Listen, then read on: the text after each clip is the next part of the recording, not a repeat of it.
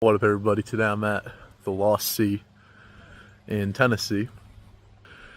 I just wanted to go and check this place out. It seems pretty neat. It said it was the largest underground lake in at least Tennessee, maybe more. I think they said the world, but that's probably not true. Currently, we're going down to the cave. It smells kind of like a lacrosse gym locker, but that's okay. Big old cave. Oh, this is so fucking cool. I've been told these are anthidites, and they grow about 1 centimeter every 1,000 years, so you can tell how old they are.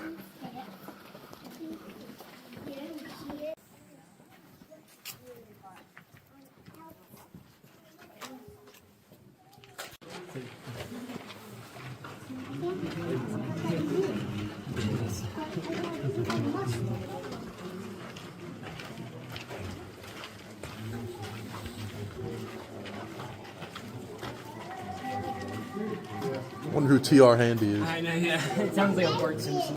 The goods lasted 2 weeks longer down here than they would up top. Also, if you check out the wall, you can make out some water lines. That shows you where the water level in the cave was a long time ago. Now watch your regular step, you can follow me down this way.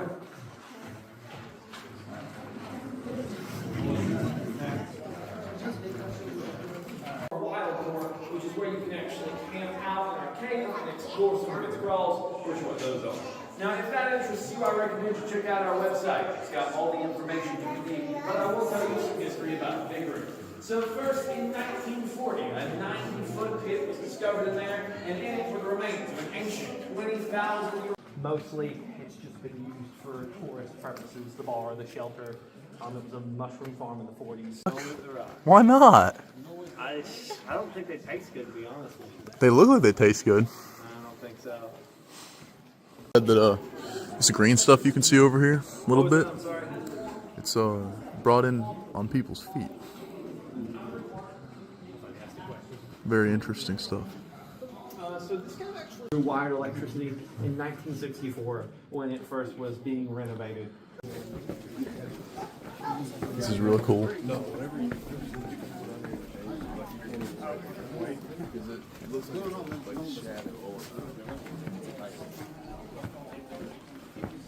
Oh, that's so sick.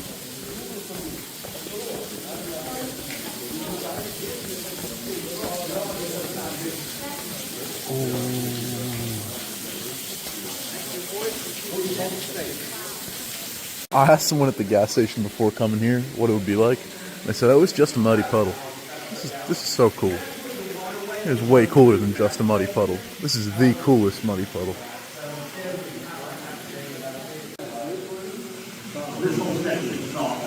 Yep.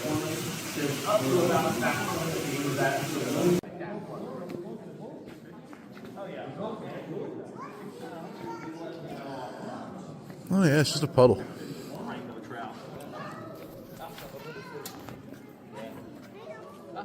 Carp Roberts spotted.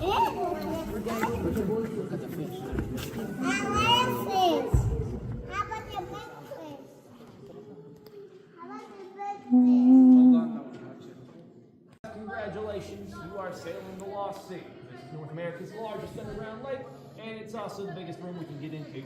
It is 800 feet long, 220 feet wide, and 65 feet tall, from the surface of the water to the highest point on the ceiling. Now, the depth of the water here at the dock is about 10 to 15 feet. In the center, it is 30 to 40 feet, and at the very back at its deepest, it's 65 to 70 feet. The lake is 4.5 acres in total. These guys down here originally in 1967. It was a bit of a science experiment. They were put in here with one goal: for them to leave. We wanted the trout to make their way out of here and then to the surface. That way we could figure out where the lake led, or if it led to the surface at all. So we took a bunch of trout, we tagged them, we threw them down here, and then we hoped for the best. They led to were over 100 feet deep.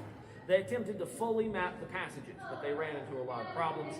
Their presence in those chambers would cause their pressures to shift, and that would lead to rocks and sediment falling from the ceiling, and the water would become like chalk cliffs. But they do believe those other passages could contain over 9 acres of water, meaning if we can map them, the Lost Sea would probably turn out to be over 13 acres in total. guys, as we sail along, if you've got a question, you are welcome to ask it.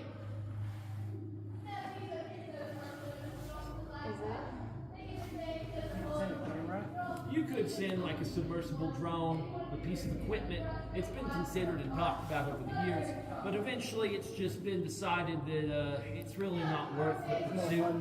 Yeah, the current owners are not all that interested in further exploration of the fish and tell you a bit more about it. I will also tell you to keep your hands in the boat and out of the water. These are trout, but they act more like piranhas sometimes.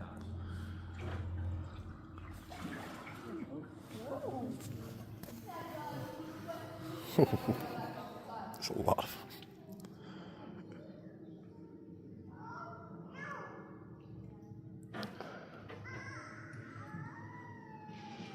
That is so creepy. Since they aren't natural, we do have to feed them. They eat high protein beef and liver pellets every single boat ride, every single day. It is basically dog food for fish. We call it Korean trout food.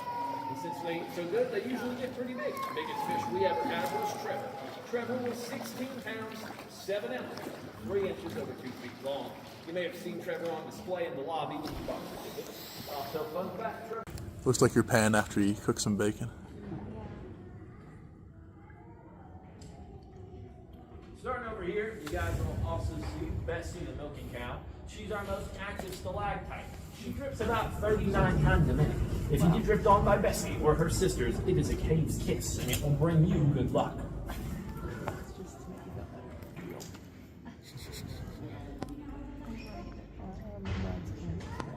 Like Russ and earn you a $500 fine. Not worth it.